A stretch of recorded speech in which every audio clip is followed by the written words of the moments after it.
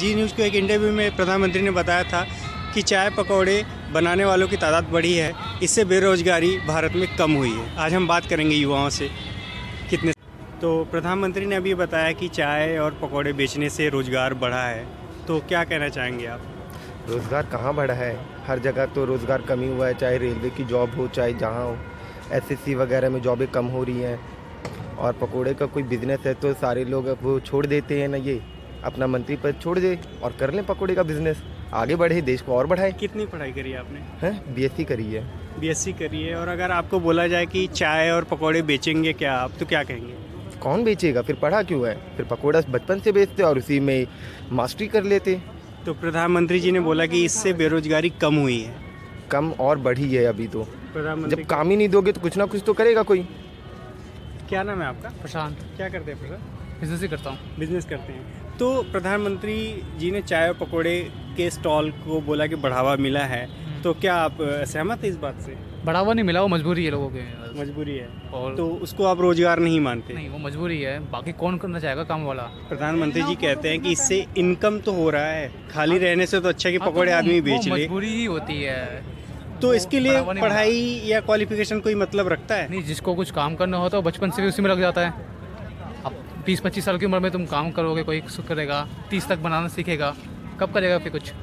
तो मजबूरी होती है, वरना जिसको काम करना पे होता है वो 10 साल की उम्र से लग जाता है। कितनी पढ़ाई करी आपने? ग्रेजुएशन कर रहे। ग्रेजुएशन करी है। अगर आपको बोला जाए कि अब आपको रोजगार दिया जा रहा है, आपको ठेला लगाना है पकौड़े का या चाय बनाना है, हाँ, तो फिर मैं सोचता कि पढ़ाई बेकार ही करी, पहले से करता तो अभी तक आगे बढ़ चुका होता, हो जाता, ठेले की जगह दुकान खुल चुका होता। मतलब पढ़ाई करे, अगर पकौड़ा बेचना है तो पढ़ाई मतलब बेकार कर दी गई। हाँ, बेकार ही है वो, उसमें क्या पढ़ाई यूज़ होगी? फिर इतना पैसा जो खर्च करा है उसमें उसी में लगा था पहले से, तो ये हो जाता।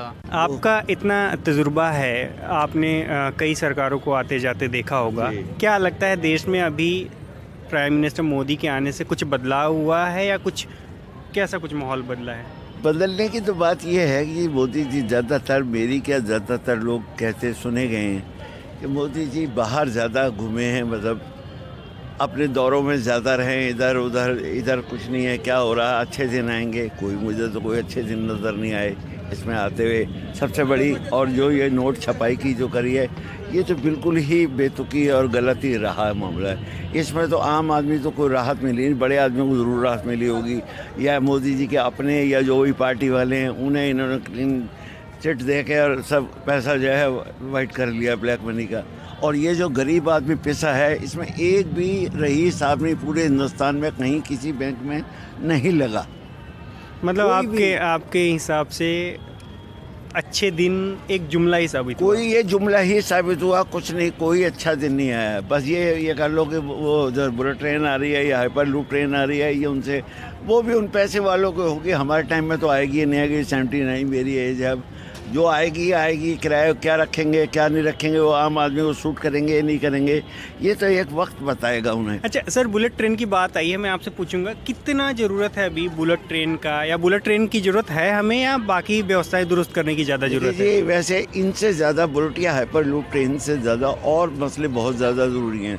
सबसे ज़्यादा सरकार देखिए, किसी की भी आए, चाहे मोदी जी आए या कोई आए, कोई भी कहीं चला जाए या आए या जो, इससे पब्लिक, आम पब्लिक जो एक मिडिल क्लास है, उसे तो इस बात से फ़र्क नहीं पड़ता। उसे फ़र्क ये पड़ता है कि चावल, गेहूं, दाल, ये जितनी भी चीज़ें हैं, टमाटर हुए, आलू हुए, प्याज हुए, गैस हुई, ये सारी चीज़ें जो हैं उससे सस्ती मिलनी चाहिए। अगर ये मिल रही हैं तो फिर वो नहीं सोचेगा मोदी हैं या राहुल गांधी बैठे हैं या इंदिरा गांधी बैठी है या सोनिया गांधी बैठी है या केजरीवाल बैठे हैं, कोई भी बैठे, इससे आम जनता जो है कि एक मिडिल क्लास, उसे इस बात से कोई फ़र्क नहीं पड़ने वाला।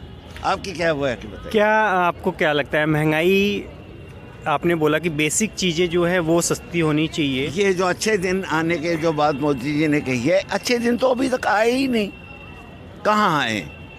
आप भी देख रहे हो और मैं भी देख रहा हूँ कहाँ है। मतलब जब से मोदी जी सीट पे बैठे हैं, वो तो बाहर ही बाहर जाते रहे।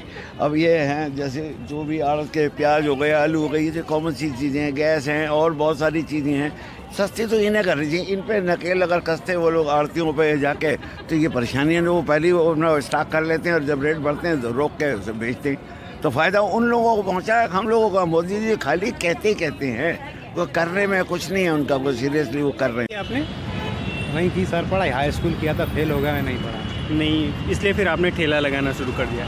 कितने दिन से ठेला लगा रहे हैं आप? 1-2 साल हो गए। 1-2 साल हो गया। मतलब मोदी जी के सरकार में आने के बाद से आपने ये ठेला लगाया है, ठीक है ना? तो कैसे ये ठेला आपने कहाँ से आपको ये मिला इंस्पिरेशन? कहाँ से आपको लगा कि आप ये ठेला लगा सकते हैं? ऐसे ही यहाँ पे सब लोग लगा रहे हैं, मैंने लगा लिया आके। आपने लगा दिया तो मतलब कि बेरोजगारी कम तो हुई है ना?